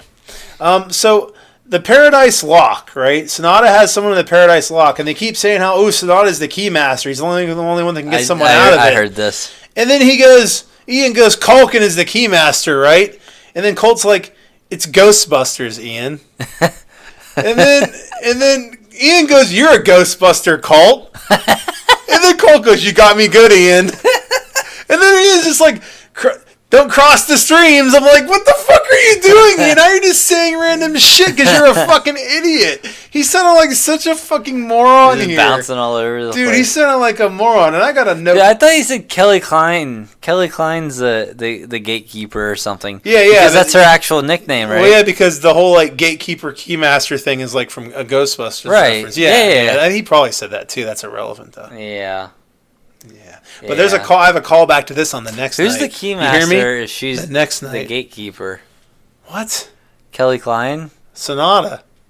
Sonata just He's the only one that can unlock the Paradise Lock. It's the whole point, you dumbass. So he's the keymaster and Kelly Klein's the gatekeeper. Yeah. Do they fuck? Probably. He puts his key in her gate. That was always supposed to be an innuendo, right? God, I hate you. I'm sorry. No? What are you talking I about? always took it as an innuendo. What? Like there's the gate with the little keyhole in it, and then the keymaster. You mean in Ghostbusters? Yeah. Oh, maybe. I thought you were talking about like they're fucking commentating. Oh, no. Okay, Ian, you're all over the fucking place here. So, Whatever. fuck you, man. I'm doing better than Lanny Papa. That's all I know. Dude. So is that candle that hasn't been burning for about an hour. It's way better than Lanny Papa. So Naito goes for Destino, but Matt reverses into a tombstone for a Meltzer driver. But Sonata pulls Nick off the apron, and Naito flips over and reverses into his own tombstone position. And then Sonata comes off the top, and they hit a spike tombstone pile driver that looked fucking amazing. And then they got me with a false finish on a spear. These guys are good. A spear, dude. Someone did a spear, and I was like, it's over. Because they were doing so good. Because he gave them leukemia. Exactly. The leukemia lariat. The Superman punch. Oh, Roman Reigns is dying. Next, he's probably fine. We'll see. Bucks, is there any news on that? No. I don't think you're going to have any news for a while. A while. The Bucks hit a Meltzer driver after Nick fights off Naito from the apron. And, okay, so the Bucks hit a Meltzer driver, right? Because Nick fights off Naito, they hit the Meltzer driver. They do that from time I to time. stop looking at the TV and get my phone to go, Young Bucks win by pinfall. I start typing it in. And then as it's happening, Naito runs in and fucking breaks it up. Naito. It might have been the most false finish I've ever seen. Because I was like, this is done. Like, and I'm typing it in. They got me good on that one. I definitely was watching that and I was like, hey, I'm surprised that didn't end it there. I was very sure. I don't know if I was into the match as deep as I should have been. Hey, maybe you shouldn't have had your music blasting. We already established I didn't have music at this point in juncture. You had to turn the tape over. You turned the cassette tape over and you heard him talk. That's what it was. So Sonata has Skull in locked in, but Matt gets out. So Sonata has Skull in locked in, but Matt gets out and rolls him up, and the Young Bucks win by pinfall. This was a great fucking match. Great match. Yeah, I like this. All right, next up, is this the main event? Yeah. No, it's not. We have... I think this is the... Chris Sabin versus Jay Lethal in a Proving Ground match, because we need more contenders for the world title. The omnipresent supergalactic oneness constellation Chris Sabin comes down. The only good thing Caprice has ever said. Ever. Okay? Was what? So Ian says, the match is going on, someone's outside, they get back in the ring. Ian goes, I might have gotten to my feet before getting back in the ring, I think. Caprice says, you don't know what you would have done, Riccaboni. You would have just called the match, you jive turkey. It was really funny. And then he's just like, you don't know what you're talking about. It was really funny. So Sabin jumps off the top rope and hits a beautiful tornado DDT. Lethal with Hail to the King and puts Sabin in the figure 4. Sabin holds on and doesn't tap, and the time limit expires. They announce he gets a future title shot. And as this happens, I'm like, oh boy, another title shot in the future. But then Lethal says, let's go 10 more minutes. And it's a title match now. And I was like, holy shit, that's fucking cool. They just turned into an impromptu title match. Yeah. But then Kenny King comes down and ruins the entire moment. Oh, and their great Kenny booking King. Just to get the guy some heat. Which I guess it worked because it made me mad, so it worked. They got his heat. But I thought it'd been really cool just to book it like that and make it an actual title match and just do it. I definitely had a feeling there was I don't think I had I don't know how I feel. No, but I like that Kenny King came down and interrupted it because I think Jay Lethal just did something like this recently where like the match was over. It was Gresham it was with Gresham. Yeah. Yeah, but the difference here is this wasn't even a title shot, and they just turned it into a title shot. It kind of seemed weird that they would even have the time limit to begin with, you know. Well, that's the whole point of the Proving Ground match. If they last the 15 minutes, they just get the title shot. They don't have to beat them. I feel like there was a different rule last time we saw a Proving Ground match. This has been the rule the last couple ones. Really? But I feel like it is a newer rule. I don't remember this being a rule before in Proving Ground matches. I think I'm thinking of the other one where it was like the gauntlet match. I'm thinking of it was like a Proving Ground gauntlet match where the person at the end got a title shot. Oh, the one with Silas Young for the TV title? Okay. So Sabin does have a future title shot now, so that's another one. I'm going to lose track here. Lots of people have title shots. So next up, Chris Sabin has like 4 title shots. Yeah. He's trading them for smokes, like they do in jail. That was you the put joke. those in your butthole. The smokes or the title shots? Both. Now we have your main event: the Best Friends versus the Briscoes versus Cody and Adam Page. I thoroughly enjoyed how Mark tried to break up the Best Friends hug for no good reason. And he's just like, no. I'm like, dude, they're gonna hug. What do you care? This is the point where I like there was a shot earlier in the match or earlier in the night where it was like, I don't know what it was. Something happened and like it just like panned over the crowd and they're just kind of calmly sitting there. I'm like, why do they look so bored? Like these people look bored. And this really solidified my opinion of the Buffalo crowd that night. Whenever Chucky T and Beretta were about to give that hug, and the Briscoe ran in, was it Mark? Yeah. Mark ran in and interrupts it, tries to stop it. He's a Mark because he has no hair. That's how I remember. Oh, you're smart. You're smart. And then Adam Page comes out of nowhere with a buckshot lariat. Yeah. And I'm like, holy shit, that was sick. Yeah. And all of them are just like... Good job, I'm Mr. like, Page. What? It was so cool. Why aren't you happy? Why is no one getting excited? That was crazy. It's not even like this is a TV taping. This isn't a 4 or 5 hour show. No. It's a 3 hour show. But then this is when they did their 4-way hug here, too. Yeah, dude. It just blows my mind why they're fucking so bored. Okay, so at the beginning of this match, this is where Cody does the whole thing where he's going to throw his shirt and he's walking from side to side. Okay? Okay. He tore his meniscus here before the match started. Before it even started. Before the match started, he tore his meniscus. Started. I cannot fucking... But you couldn't even remotely tell he was hurt in this match.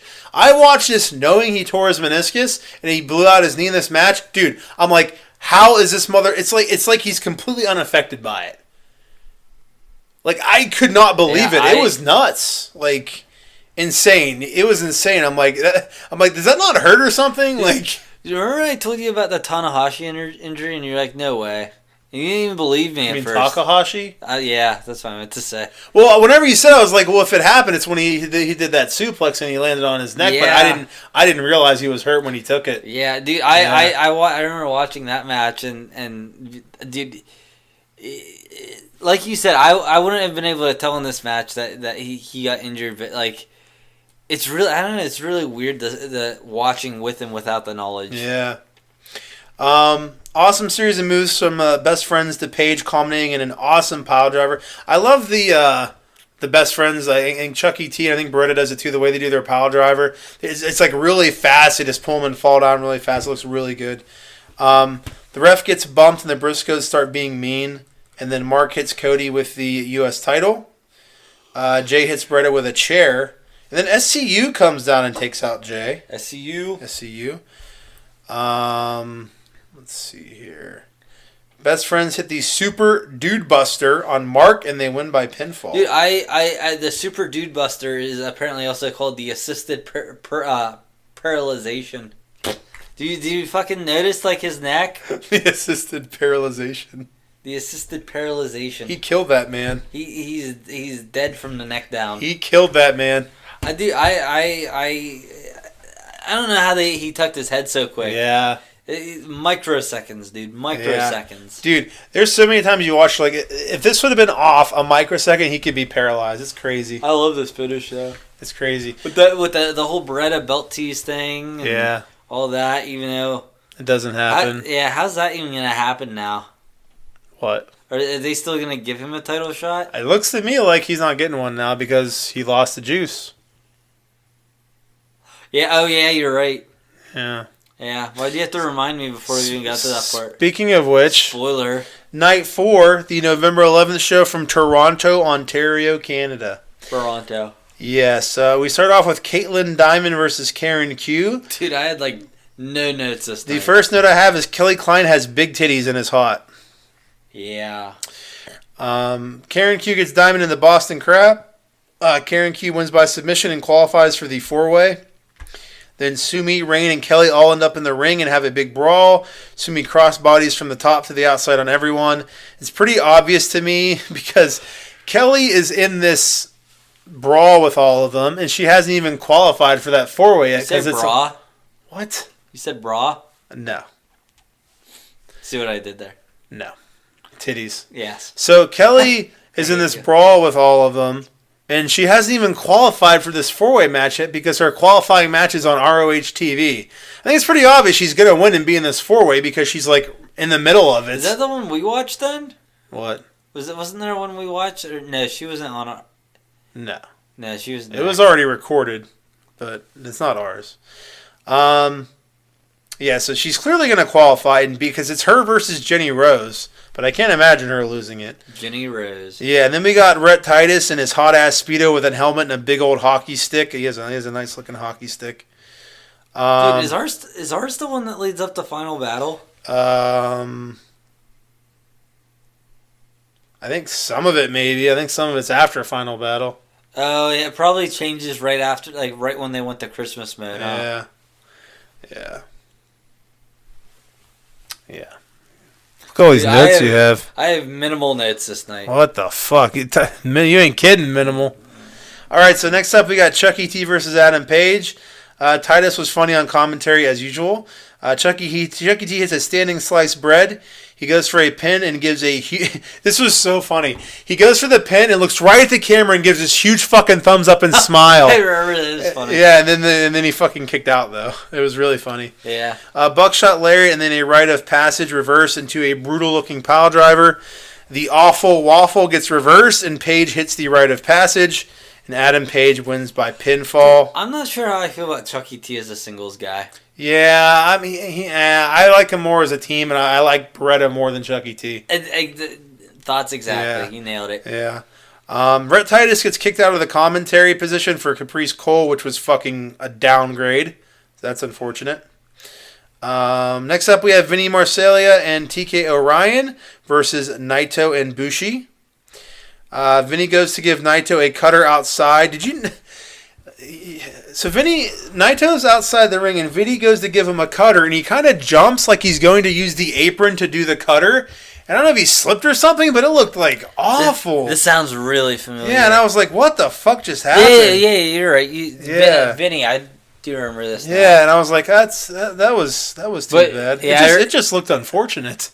I was like, I don't know what that was. Yeah, no, I know what you're talking about for sure. Because I remember, I'm like, man, what's he gonna do now that got messed up? And then he just gives his like Vinny face where he looks fucking crazy. He's like, I'm crazy and I'm Rob Zombie. That's when I texted you. I'm like, dude, I can't wait. I pray for a day whenever Vinny is like a top guy because I just feel like him, like a horror based like guy who's running all over the place.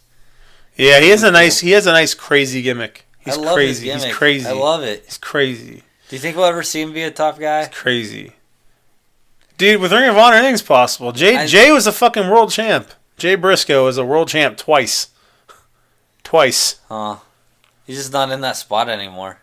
They just move around spots, huh? Yeah. I'm sure Taven will probably leave for WWE one day. I think he will.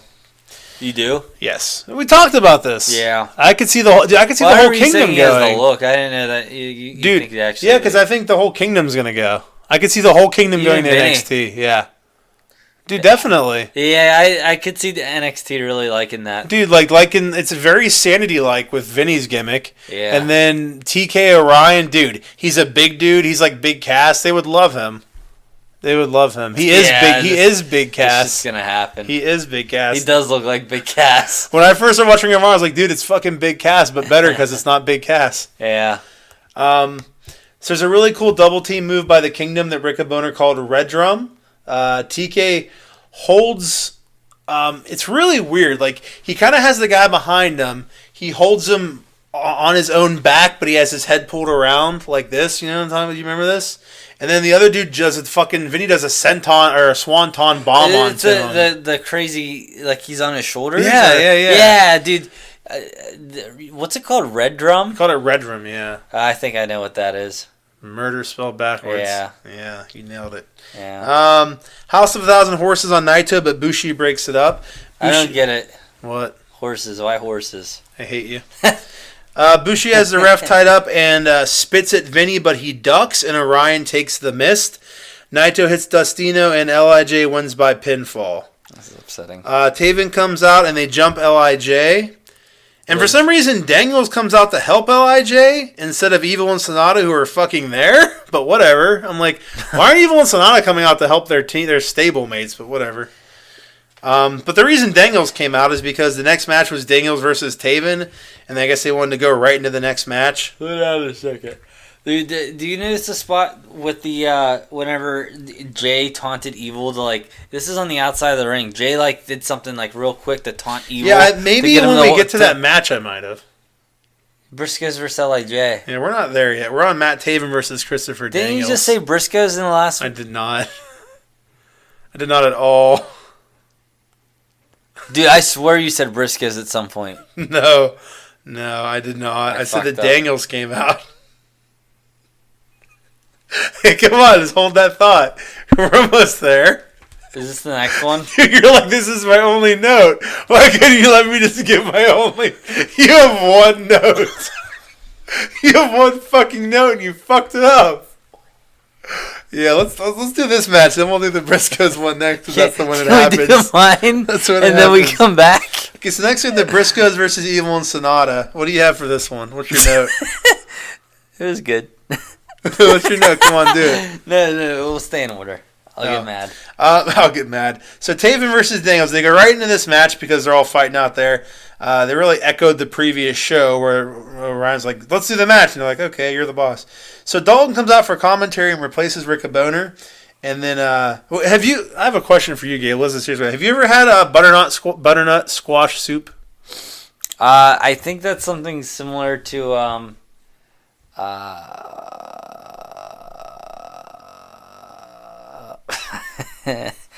no. You're doing good. I got nothing. There's no joke there. I was trying to remember a word and I couldn't. Because Taven and Dalton used to travel, and Dalton got butternut squash soup, and Taven ate it without paying for it. This is all in the commentary. Did you have your music blasting? I may have had music on this one. Yeah, if you're gonna have music, you probably shouldn't have it with a guest commentator, especially. You're probably missing vital story points if they're feuding. You see. But I like the music a lot. Yeah, you should probably listen it's imagine a highlight reel where there's just like this real cool music's playing, and then like dude, there's imagine watching a movie and just ignoring the dialogue because why is it That's important? not the same. No, okay. Maybe an action movie. Yeah, okay. Okay, imagine the action movie, and then there's like the action scene, and then you're like, man, this cool music's making this scene better. And if it was quiet and you just heard footsteps while he was running the whole time, it'd be kind of weird. Yeah. The only way I would allow you to listen to music is if it's WWE because all of their commentators are completely terrible. I'll just turn the music down. Okay. Is that a fair compromise? I mean, as long as you're going to hear the things they're saying that we're trying to talk about, Gable. Dude, there's not a closed captioning. I thought that there's like a rule that there had to be closed captioning. I think there's a rule. I think it's like an ADA thing. I don't think there is a rule. But how do the deaf people or the blind people the deaf people like hear? Get a TV that has its own captioning.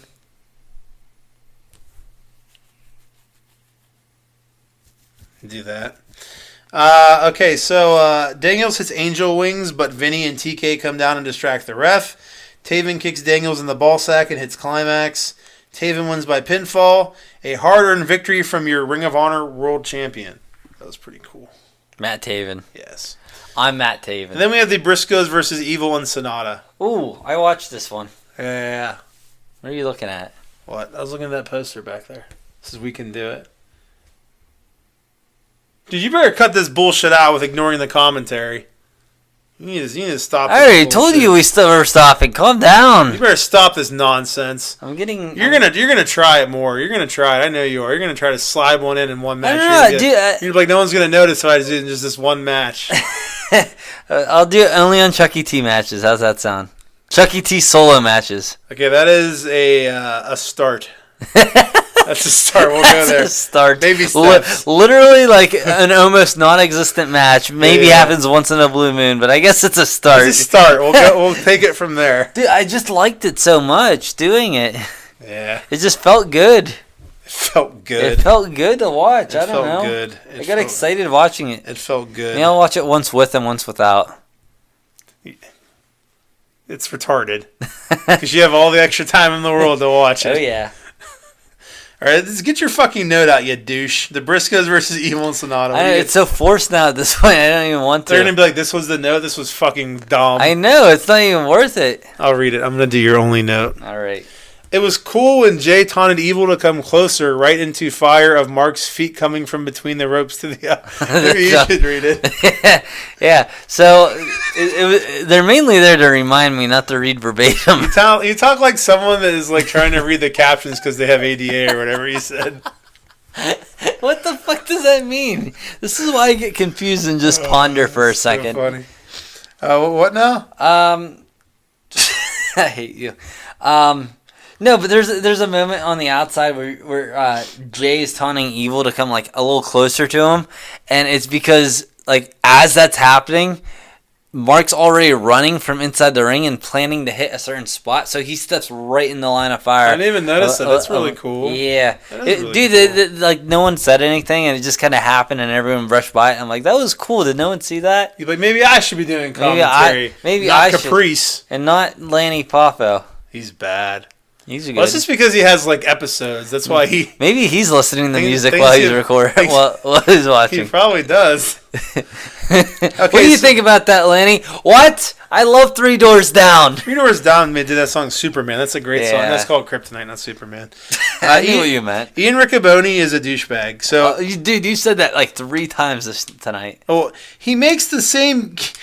They make the same Keymaster reference tonight, right? And this time he goes, someone better call Rick Moranis. You didn't know that, you douchebag. You fucked it up the night before. You're an asshole. Dude, the other night, I told you about the one time where there's the Roots reference or something like that. No, it wasn't Roots. What was it? There's a lot of matches still. There's a reference to something, and fucking Caprice was like, I don't know, like all offended by it, and then Riccoboni was like, it's just a reference to a show. I don't remember this at all. And it made him look stupid. Oh no, it was a reference to LL Cool J. Oh, okay. Yeah. Oh, he does. They call that back all the time. Like Caprice likes to laugh a lot anytime Ian says something about rap or something. He's like, I love you. I like rap and black. Sonata kicks out of the redneck boogie oogie woogie or whatever it's called. Oogie, oogie. Mark hits Sonata with a chair. Jay Driller and the Briscoes win by pinfall. It's electric. Evil makes Briscoes hurt with chair afterwards. It was rough. Dude, I like this matchup. Yeah, it was a good match. It goes along with what I was saying earlier of wanting to see the Briscoes fight in New Japan, which apparently they have. So And won titles. We have not seen. At least a title, at least one title. At least one. There's one title that has been won. Jonathan Gresham versus Flip Gordon. I guess if they win the tag titles, they each won a title, I suppose. So there's 2 titles. Yeah. Jonathan Gresham by Flip versus Flip Gordon. Silas replaces Caprice on commentary. Dude, Silas had the greatest line ever in commentary. It made me very happy. Wait, you just said this about oh no, that was a personal best line ever. Yes. Continue. So Ian talked about how he goes, how could you let Bully hit Flip with the cane? Like all those times, just stand by and watch. And Silas goes, it's not like he's the first wrestler to get hit with a Singapore cane, just because he's a good guy now and blah, blah, blah. You know what, I'm supposed to feel sorry for him, blah, blah. So then Ian says, yeah, it was so bad we had to edit it from TV. And Silas goes, of course it is. 2018, people are weak now. I was like, I love you so fucking much for saying that. It was great. It coincides with how you feel. Dude, everything is so PC. It's like so fucking stupid. Okay, so Flip kayfabe tweaks his knee, but is able to work through and hit the Flip 5, and Flip wins by pinfall. Flip challenges Bully to an I Quit match at Final Battle. Yeah. Silas was really good on commentary. I enjoyed him on commentary here. Him and Rhett Titus do good. Would you believe me if I told you I noticed that Silas was there and listened this time? Yeah, did you like him? Yeah. You thought he did good? Yeah. Yeah. Have we heard him do commentary before? I don't think I have. I don't think we have. Yeah, I liked him though. Next up we have Super Smash Brothers versus Frankie Kazarian. That's the guy you're yelling at. Yes. You're yelling at him, and now we're listening to him talk. Yeah. Not now. We were. We were. Things change. So Super Smash Brothers versus Frankie Kazarian and Scorpio Sky, who are the current tag champions. This is a World Tag Team Championship match here. There's an awesome spot where Kazarian slingshots to the outside into a Hurricane Rana onto Stu Grayson, who gets thrown into spearing his own partner, which was a really cool spot, which happened outside the ring. Stu does a crazy flip over the corner to the outside, and then Big Uno hits a swanton on Sky. Stu then hits a 450, but Sky kicks out. The audience went fucking nuts for Super Smash Bros. When they thought they were going to win. They were getting really behind them because I think they're like kind of a hometown. They're like badass double team move where Sky gives Stu a rock bottom into a backstabber by Kaz, which was really fucking cool. And then SCU wins by pinfall, and they are still the champs. Dude, I remember when we first started watching again. One of the first shows you watched had... Yeah, they were on it. I remember it was that, them versus the Young Bucks, and you're like, this is fucking incredible. I remember that. I want to go back and watch the match now and be like... Is this the same? Is this just because I just started watching it and I hadn't seen the Bucks do a lot of these spots, or is it still just an insanely amazing match? You know what I mean? Yeah, I mean... I'm really curious. Regardless, it's a great match. Yeah, it's just dude. It's just, was it more because it's the first time I saw so much of that I feel like with the Bucks matches, they just... it's not that they're...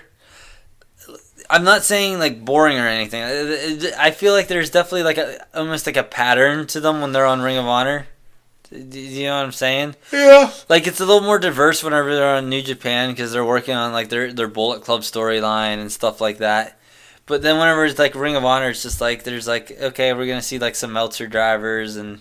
I mean, yeah, they do like, some of their matches more so than others. There's some matches where you're like, oh, they do a lot of different shit. Mm-hmm. That make them even better. But there's definitely matches where you're like, all right, they're going to hit like all of their normal spots and then a couple other ones. You know what I mean? And it's like...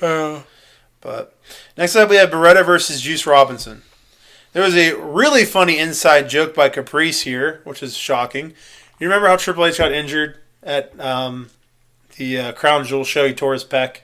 Yeah. Okay, so Juice takes the Harley Race bump, which is the same move that Triple H took that tore his pec, and then Caprice goes as he does. He goes, "I hope he didn't tear his pec on that." That was really funny. Caprice? Yeah, Caprice said that. Oh, I hate that Caprice. Was really funny. Me too, but it was a good line. Beretta with that cool pile driver to Juice on the ring apron though.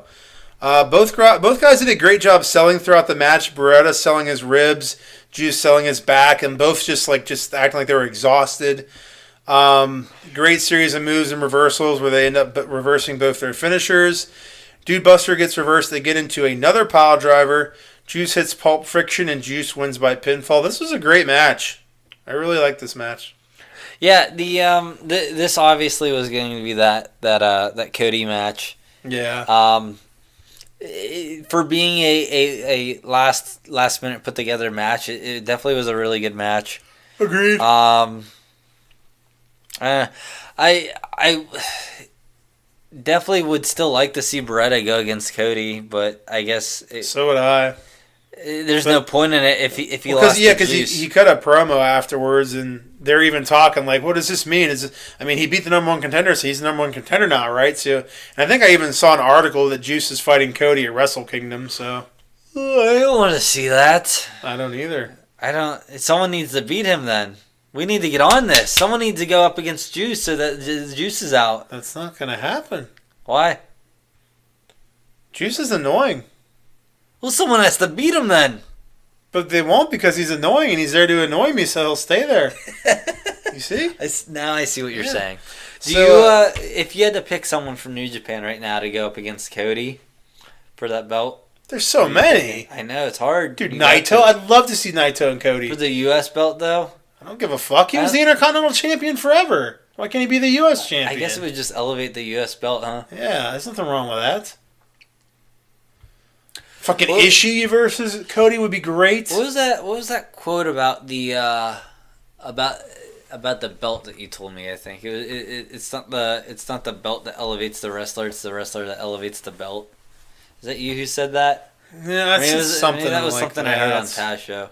Yeah, and he's talked about it. It goes either way. It's either an instance where they can use a wrestler to elevate a belt, or they can use a belt to elevate a wrestler, and it's normally one or the other. Yeah. Like if you're trying to make a guy like a newer guy who's coming up and he's not like a top guy, putting a belt on him can help make him, so the belt can help make the guy. But if you have like a belt like every single title in WWE that means nothing, you can get like a top guy who can help elevate that belt to make it matter. Dude, I'm just thinking about how they went from... Oh, Jay White was in between there. Never mind. For some reason, I forgot Jay White had the U.S. belt for a little bit. And I was like, how did they just like decide that like going straight from Kenny Omega to Juice Robinson on the belt would be good for the belt? Kenny also wasn't like world champ then. No. He was really popular still. Yeah. Though. Super popular. Kushida and Chris Sabin versus the Young Bucks. The inventor of the Cosmic Astral Code Constellation, Chris Sabin. Oh, boy. Dude, I enjoy it. It's so long. How do you not fuck that word up? Say it again. There's a number of them. Say it again. The inventor of the Cosmic Astral Code Constellation, Chris Sabin. The inventor of the Cosmic Astral Code Constellation. So you did it. No, I fucked up code. Yeah, you suck. Lots of great double team moves in this, but it's just too much work to notate them all. I fuck up the 4-letter word. Yeah, you suck. So at this point, I was like, I'm just going to not put notes because there's lots of cool double team moves. I'm just going to go ahead and watch them and not spend an hour putting notes. But Meltzer Driver by Kushida breaks up. Meltzer Driver but Kushida breaks up the pin. Matt has Sabin in a sharpshooter. This was a really cool spot. See, this is an example of the Young Bucks. Like, I thought this match was fucking great. I didn't think this was a normal, typical Young Bucks match. They did a lot of cool shit in here. Matt has Sabin in the sharpshooter. As he is in the sharpshooter, Nick does a slingshot facebuster on Sabin while he's in the move, which was really cool. Like that, you know what I'm talking about? Yeah. Yeah. That was really cool. And then he taps out and the Young Bucks win by submission. I thoroughly enjoyed this match. Great match. Yeah, this is probably the first time Young Bucks went up against the Time Machines or whatever they're called. Yeah, that's what they're going by tonight. They're going by at some point in time, tonight, whatever, whenever. I see what you did there. Yeah, but it probably helped, like you said, that we saw some stuff that the Young Bucks have not done. It was a different type match. Innovative stuff. And it probably helped that you had a fresh team to go up against, even though they probably wrestled against them separately. They still had a different move set to strategize against or choreograph. However you plan to look at it. However you plan to look at it. Stratego. What are you talking about, Stratego? What's going on here? Next up, we have our final main event. Is that the one Kramer was playing on the subway? Risk. That was Risk. You're right. Was it Risk? You're right. Okay. Jay Lethal is the champion versus Kenny King for the ROH World Championship. World Heavyweight Championship. King gives Lethal this was a pretty interesting and somewhat scary looking spot. King gives Lethal an exploder suplex into the corner. And instead of just, you know how when they suplex someone, they kind of hit the pads and fall? Instead of taking like that, Lethal kind of goes in between the top and middle turnbuckles. So it looked pretty brutal. Pretty brutal. Rick Boner was getting a little out of control in this match with his screaming and his Vince McMahon voice, where he's just like, he was getting like really deep. And he's like, he's gonna get out. I'm like, dude, you need to calm down. Like, he started sounding like a fucking idiot. I'm like, you need to calm down there, Rick Boner. I get it's a world title match and a big deal, but you don't need to change your voice so much. I know who you are. You're not gonna trick me. Lethal Injection. Lethal Injection. Reverse into Royal Flush, but Lethal kicks out. Here, this note's for you. Lethal Injection, but King kicks out. Caprice said he doesn't remember anyone ever kicking out of the Lethal Injection. Gable? Dude, they always say that. They always say that no one kicks out of the Lethal Injection every time the Lethal Injection gets kicked out of. Yeah, well, in their defense, normally they say, I can only remember a handful of times someone kicked out of this. You're right. Caprice says, I don't remember anyone ever kicking out of this before. And I'm like, I've probably seen it 5 or 6 times. So the ROH announcers have like Alzheimer's or something. Yeah, especially Caprice. I feel like Rick Boner was going to do his normal, not many people kick out of this. And then Caprice is just like, no one's ever done it. And he's like, you beat me to it and you lied even worse. Yeah, you made it worse. My car is still out there, right? Probably not. Okay. King pins Lethal and Todd counts 3, but immediately sees his feet were using the top rope. So Todd continues the match.